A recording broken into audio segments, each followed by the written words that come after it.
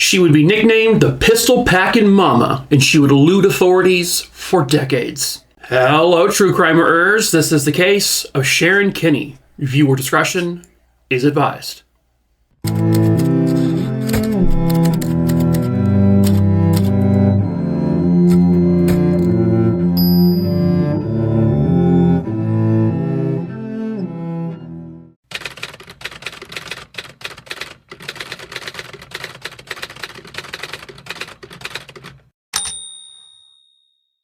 It was March 19th, 1960, at approximately 5:30 p.m. in Kansas City, Missouri. Young wife and mother Sharon Kinne would contact the police because her husband has just been shot. Sharon would state that she was in the bathroom applying her makeup when she heard a single gunshot come from the bedroom she shared with her husband. His name was James Kinne. When she enters the bedroom, she claims she finds her 2.5-year-old daughter sitting on the bed and her husband was lying on his back on the bed. She claims that their daughter was holding a gun. It was a high-standard .22 target pistol, and there was blood coming from her husband's head. When authorities arrive, when they get into the bedroom, they do confirm that there is a man lying on the bed covered in blood, and on the pillow next to his head is the .22 caliber gun. There was a little bit of life left in James when the ambulance arrived, but within minutes, he would end up passing away.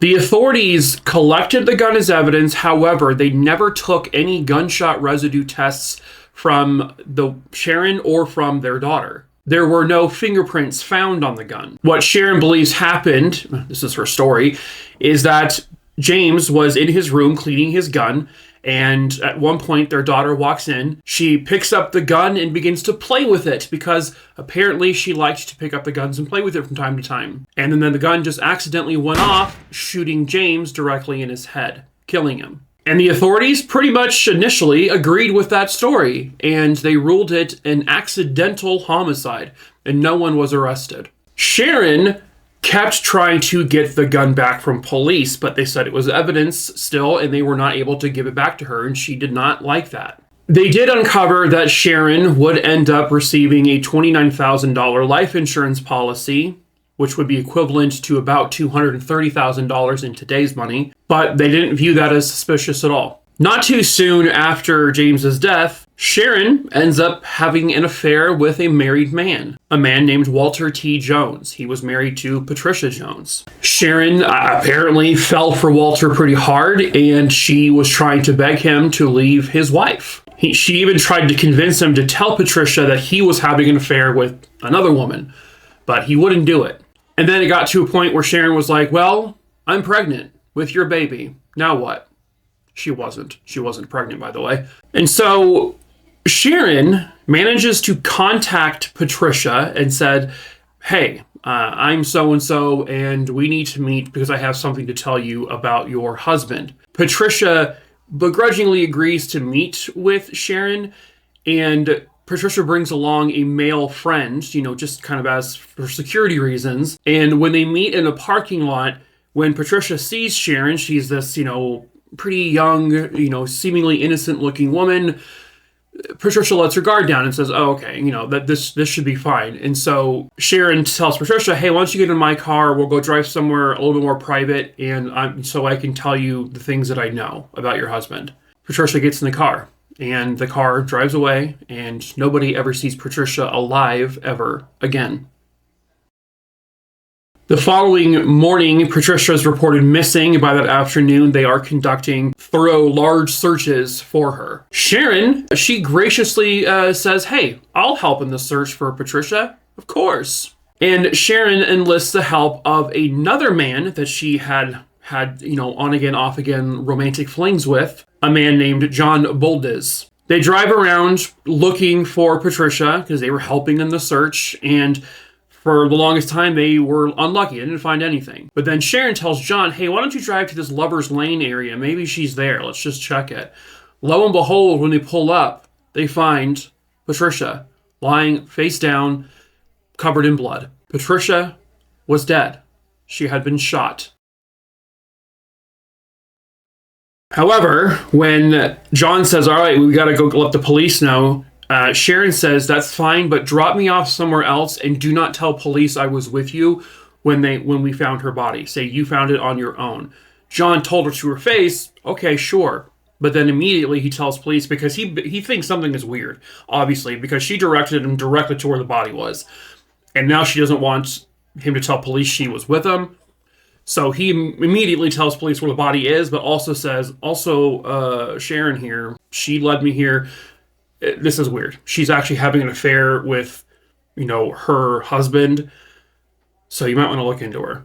Police recover the body. They find there's a bullet kind of embedded in a nearby tree, and they recover the bullet from the tree, and they determined that because I guess it entered and exited Patricia's head, and it was determined that she was killed with a .22 caliber weapon. It obviously wasn't the one from James's murder because the police still had that one. But given the circumstantial evidence, they would end up arresting Sharon Kinne for the murder of Patricia.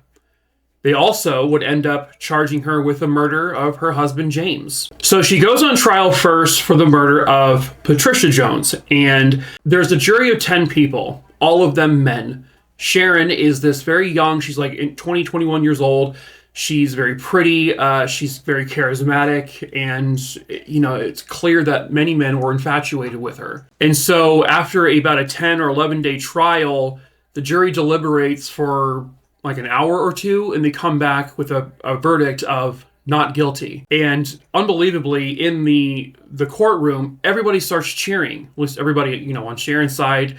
The jury gets up from the jury box and literally walks over to Sharon and gives them things for her to sign. They wanted her autograph. They're cheering in the courthouse.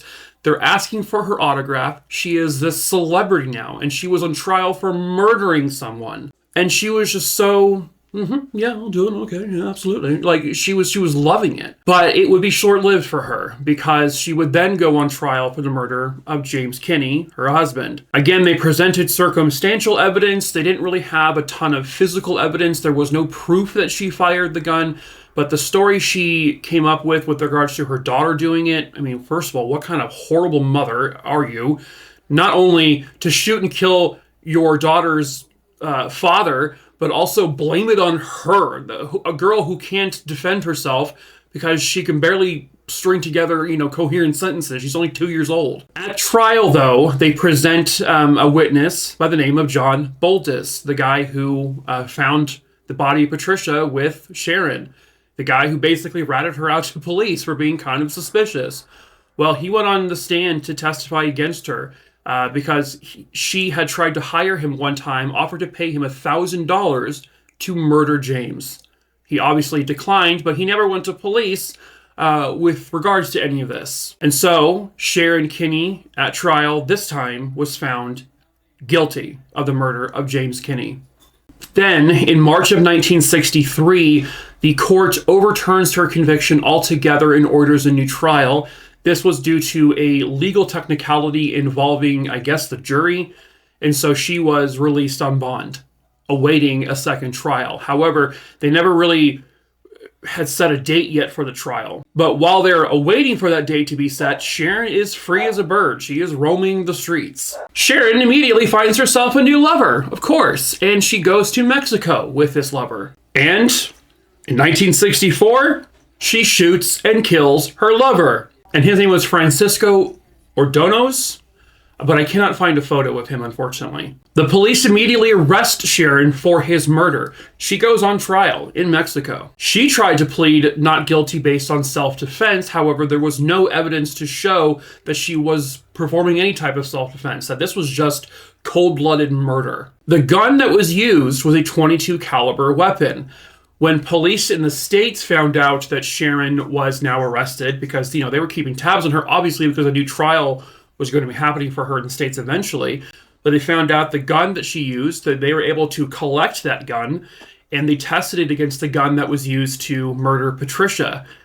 Lo and behold, it was the same exact gun. The gun she used to kill her lover in Mexico was the same gun used to kill Patricia, the murder for which she was actually acquitted for and can never go back on trial for. And she was sentenced to, I think, a life sentence in Mexico with the possibility of parole. She would try to appeal it, and eventually she ended up getting about 13, 14 more years added on to her sentence. On December 7th, 1969, Sharon Kinne manages to squeeze her way out of a window in the prison in Mexico, and she escapes prison. Jesus, who the f*** is this lady? John Wick? Good Lord. And from there, she's gone. She's never seen again. At least not by authorities or anyone who knows that she's a wanted fugitive. This is all the way back in the, mid-60s, right? And for the next many, many decades, they are searching all over the country, all over the world for Sharon Kinne, who is nicknamed the Pistol Packin' Mama, because she's just killing people left and right. She's escaping prisons. It wouldn't be until 2023 when they finally found out where she was. They found out that Sharon Kinne had been living in Alberta, Canada for quite some time under the name Deidre Glabus. Deidre, aka Sharon, died in 2022. She died a free woman. However, police needed to confirm that that was actually Sharon. They were able to obtain the fingerprints that the funeral home had collected in Canada for this woman, Deidre.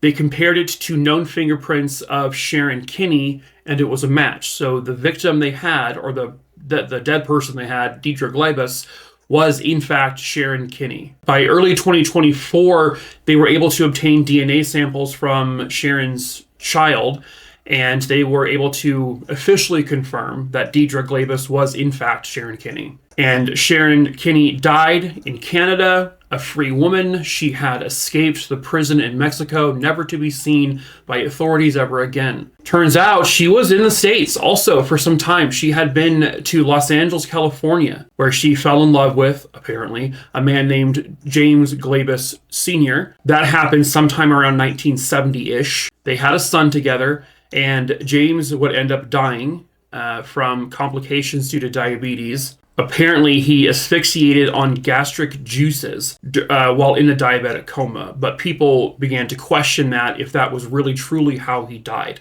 She then remarries again in 1982, and in 2011, her now third husband dies at the age of 79. And so, in the end, they know that Sharon Kinne is dead, and she will never face justice for what she did. The reality is she got away with Patricia's murder.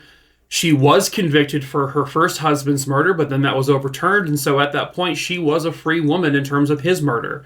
She then kills a third lover in Mexico. She is convicted, but then she escapes prison because she's apparently f***ing Clint Eastwood. And then she possibly, maybe kills the two more lovers. She was a whack job. She was insane. And what was her motive, by the way, for, killing her first husband? Money. Really, $29,000 back then was a lot of money. Didn't sound like they had the best marriage at that point. She wanted out, and she wanted money.